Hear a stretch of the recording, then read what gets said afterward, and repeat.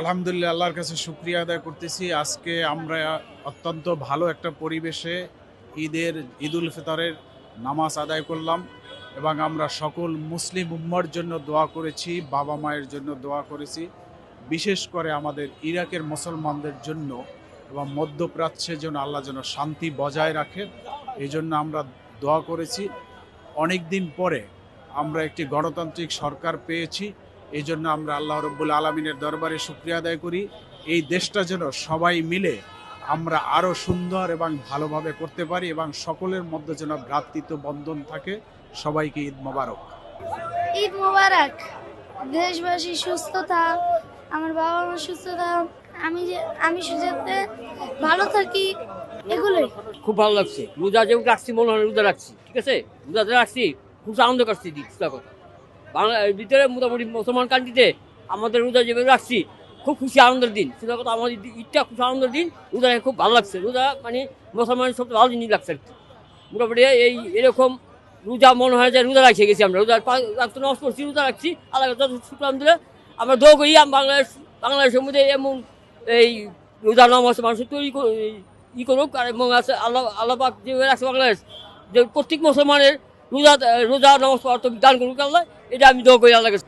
আমার প্রতি দেশবাসীদের প্রতি আমার একটি অনুরোধ থাকবে, আপনারা যেমনইভাবে রমাদানে নামাজ কালাম পড়েছেন তেমনইভাবে সারা বছর যাতে আপনারা সেইভাবে নামাজ কালাম করতে পারেন।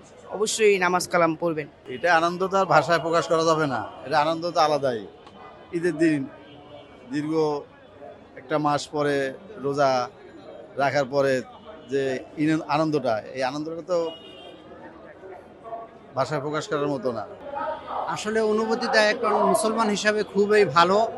আল্লাহ পাকের কাছে প্রার্থনা করেছি যে এই রোজাটা যেন আমাদের কবুল হয় এবং বিশ্ব মুসলমানের জন্য যেন আমাদের পরবর্তী বছরগুলো দিনগুলো যেন সুন্দরভাবে চলে।